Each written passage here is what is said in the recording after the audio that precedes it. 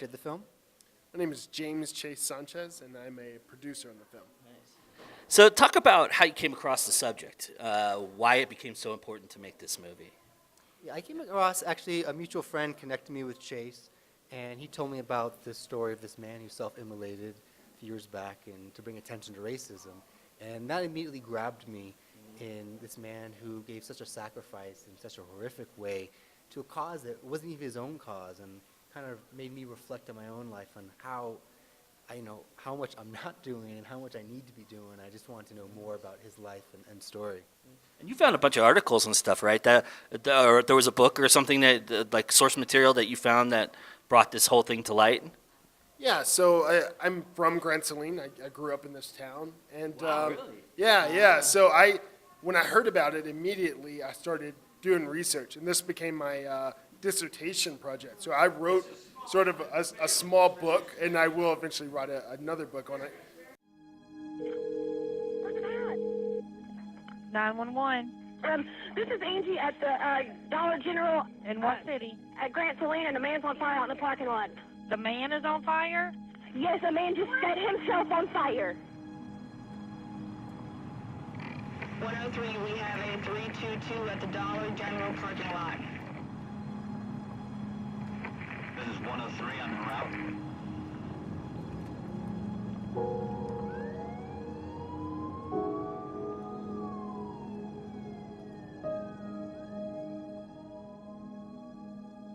It was about 5, I think, between 4 and 5, somewhere in there. He was just like pacing back and forth.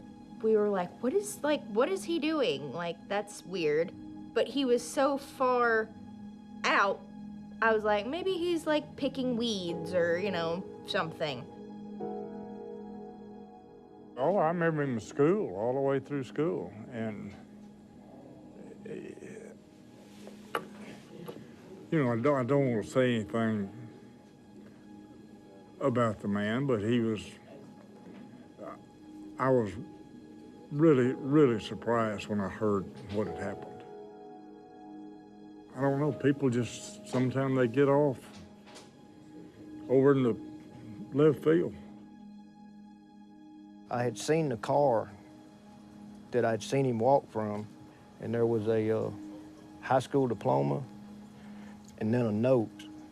It said something about he was tired of seeing the blacks treated like they was through the years in Grand Saline, Texas.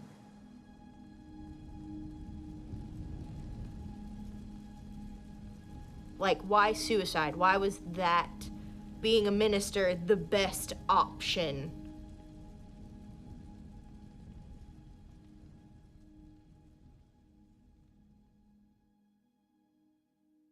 So you mentioned in the guidebook that you guys had a couple challenges with the townsfolk. Talk about that, and how did you overcome that?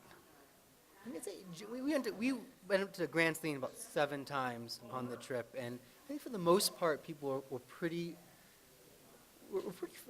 embracing and open, and people who wanted to talk did, and people who didn't want to talk did not talk to us. But there was a time by the end where I think people started to get a little more tense about us filming, and we filmed some public events, and that was, I guess, the straw that broke the camel's back as far as, hey, what are these guys doing here? And they started being more outlandish and public about the criticism of what we were doing.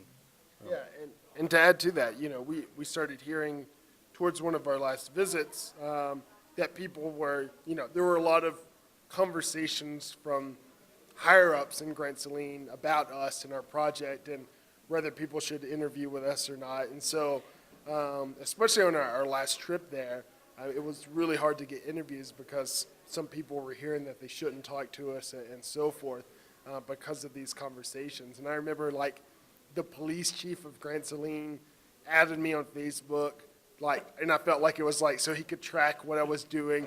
And then after we left, he deleted me off Facebook. So it was sort of towards the end, it got pretty weird, yeah. As artists, we see our work on the big screen, and we often are our biggest critics. We notice the little things, and maybe I should have cut here or I'd done something differently. But I want to know from you, what did you look at and you saw and you said, oh, I nailed that? I really appreciate in the film when we get into the retelling of the Self-Immolation Act. And there is a movement in the film, there's a feeling and tone. There's definitely building up, and it's connected with emotion, and the visuals I thought that our cinematographer did were just right on, and just it felt like in a cinematic way, things all came together, and I just feel like great. The music, it's hitting it. And I would say, I think my favorite aspect that shows up in the film is really a lot of the B-roll of Grant Saline, the slow-mo shots through some of the alleys of the streets, and because to me it sort of parallels, the story we're telling about Charles Moore and Grant Saline. You have these sort of empty streets, this old town where you knew that these buildings in the 1920s and 30s, there were businesses, and now most of them are just decaying. And it really just sort of tells the story of this sort of older Grant Saline that, have the older viewpoints that are often coming up in these interviews. And so I think those shots are really, to me, beautiful, and Joel did a great job with them. And they're very, I think they sort of are thematic and really what we're trying to build and telling the story of Charles.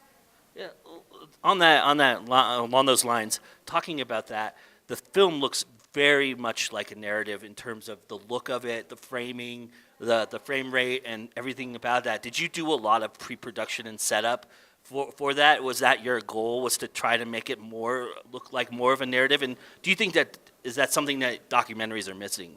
Yeah, so documentary, at least traditionally we think of documentary and the aesthetic, which I think is changing now for sure, but can be much less the priority. It's more about the content. Yeah.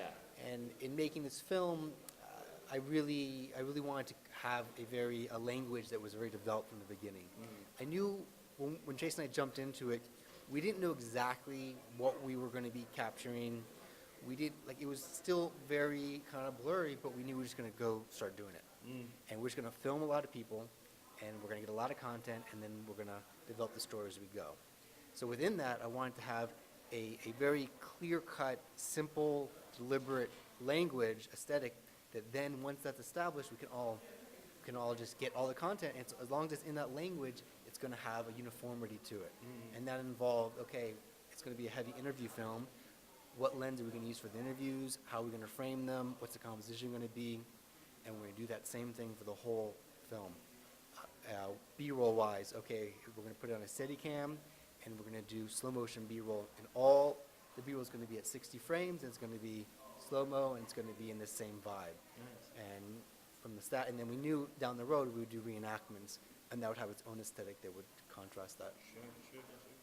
You've done narratives and documentaries. At what point, when you get a subject and you get something that you're passionate about, do you decide which way to go? I mean, it's usually pretty clear-cut in approaching a film, whether it's going to be a doc or narrative film. So I feel like in approaching it, I already have the right lens on. Now, some of my fiction films have very doc-like aesthetics or approaches, using lots of non-actors, using real locations, things like that. Yeah. But I guess at the end of the day, you are falling into non-fiction or fiction, and there's certain, whether it's guidelines, approaches, or even freedoms that come with that. Was there ever a discussion amongst the both of you whether to turn this into a narrative, or was it always going to be a documentary in your mind? Yeah, I think we knew it was going to be a documentary, and I think just because we were both so moved from Charles Moore and understanding the town, that we knew we really wanted to capture the slice of reality and be able to share it with other people. So, I mean, you have had film festival success, not only with this film, but other films in the past. So tell me one tip you have for submitting to film festivals. Do you have something that you look for? Is it selective process? How do you approach the film festival process? Okay, so a couple of things just in the pragmatic element of submitting to film festivals that I do now is, one, I submit as early as possible. Two, if I have any sort of connection in any way, I try to leverage that connection. I don't think it gets you into the festival, but I think it maybe gets you seen. Yeah. It gets you a better chance of being seen by the right person. So early as possible, try to get a waiver is good too. And that's sort of just one little thing I just learned. Just get there early. You don't want to be at the end of the day. You get either a cheaper fee or you get a waiver fee. Make sure you're not in the scramble at the very end. And then you submit to festivals that make sense. Yeah. That maybe have a relevant topic that you think your film probably fits into, things like that. So what did Charles Moore teach you that no other documentary subject has taught you so far? Yeah, Charles Moore, it's interesting to make a film about someone who's died. Right. And who died in such a manner. Yeah. And that was something that was going through my head, I think both Chase and I, in the whole process about, in a way I was thinking like he was looking down on us. And so I was always questioning myself in the process of making it. Is this something, if Charles was there looking down upon us, how would he feel about this? Are we staying true to ourselves and to the best of our ability, his message of what he was trying to do and explore and things he was trying to question? So that process in itself was something that was very affecting to me. Nice. Yeah, and I think something, when I started doing this project, even before Joe and I got together, I just thought of it as like, this was a protest. He sacrificed himself. Even though what he did, I know it had hurt people, it was good. And I don't want to take away and say that what he did was bad, but the more we did the process of interviewing friends and family especially, the more I realized how much pain there was from his death, that as someone who just saw him as an outsider, who didn't know him, it didn't affect me as much as it affected, people who really cared and loved him. And, seeing that just made me realize how complex, something like this protest really is, that it can't just be totally good or totally bad. It's complex. There's people and there's a wide array of emotions with this sort of complicated subject. So. Charles Moore was standing here. What would you say to him right now? Ooh, yeah. I'll let Chase take the first one. Oh man, you really know what I would do is I'd give him a hug and I would tell him that I don't think I'll ever fully understand everything that made him choose his self-immolation. I feel like our film and my research, I have a grasp of it, but I don't know everything about it. But I'd let him know that what he did impacted my life, and I will always remember and reflect on what he did until the day I die. And I think that powerful act is something that I and so many other people have been affected by. And I would just let him know that he did create change. He affected people with his last act. And so I would let him know that in some ways he got what he wanted. And hopefully this film is an extension of that for him. Yes. And that I would ask for his blessing in that way. Did the family have anything to say to you guys about the film? Yeah, we filmed them. They're in the film, and the ones that have seen the film have been very complimentary of it, and especially the son Guy, I'm in touch with now and then, and he's in some way taking the flame from Charles and wants to use the film and get out there and just continue the vision.